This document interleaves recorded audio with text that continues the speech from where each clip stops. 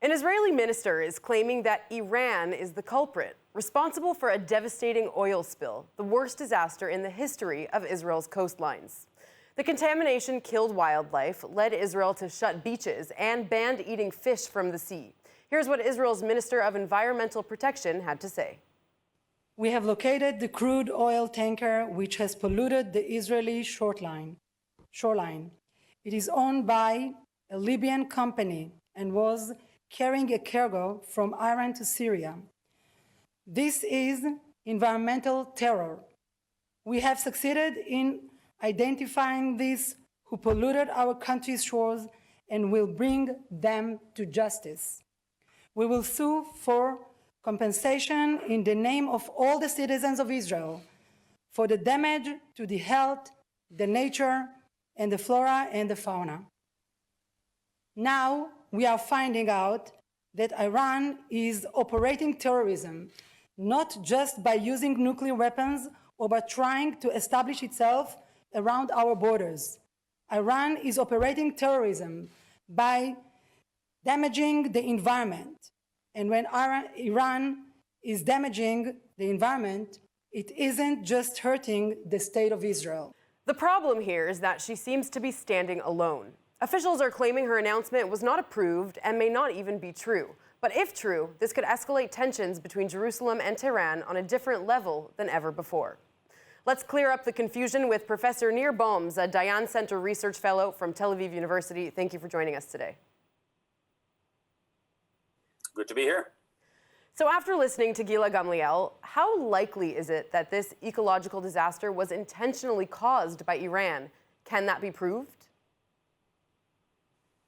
Well, Gila Gamliel said what she said based on an investigation, and she seems to have some evidence, although it also seems that the IDF, the security agencies in Israel did not yet confirm this, and therefore I will take a bit of a cautionary note to say that this is still yet need to be substantiated.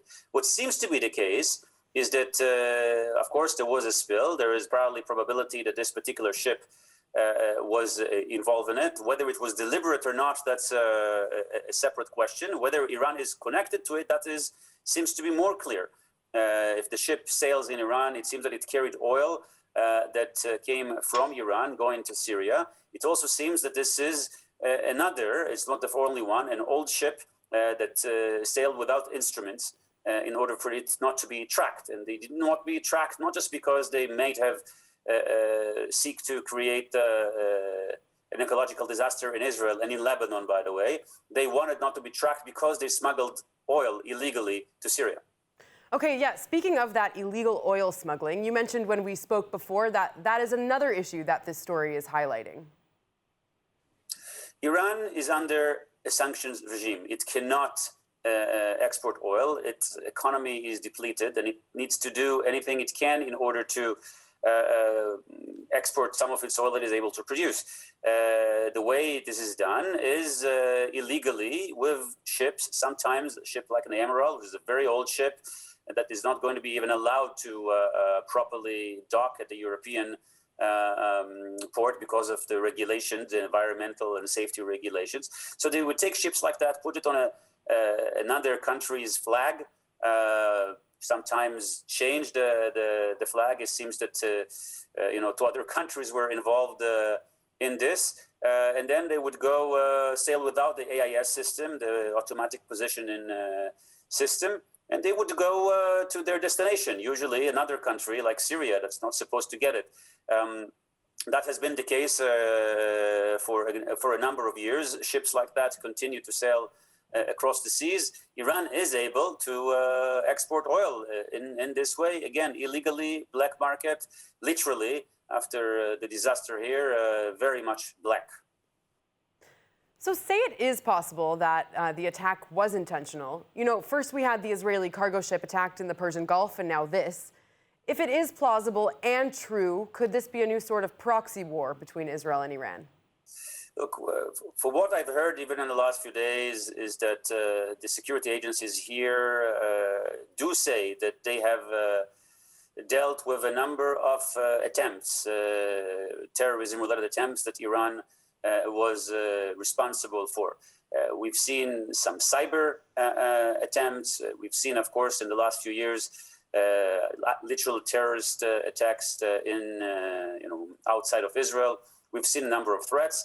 If this will join the list, then I would say it's a relatively simple, low-tech attempt to create, sabotage in the water systems. Of course, aside of the ecological disaster, part of the issue here is whether there's going to be a pollution of the desalinated water, which Israel relies on, and that could be a target. Iran tried to sabotage water systems before using cyber attacks. So it's not implausible, but that does not mean that this particular case is substantiated. And Iran and Israel are at war. We are fighting in Syria. We are fighting proxy wars in other places. There are attacks that had happened in Iran, different nuclear scientists that find themselves in bizarre circumstances ending their lives. And some, according to foreign sources, it also seems to attribute some of that to Israel. We are at war. All right, Professor, thank you so much for your insights today. You're welcome.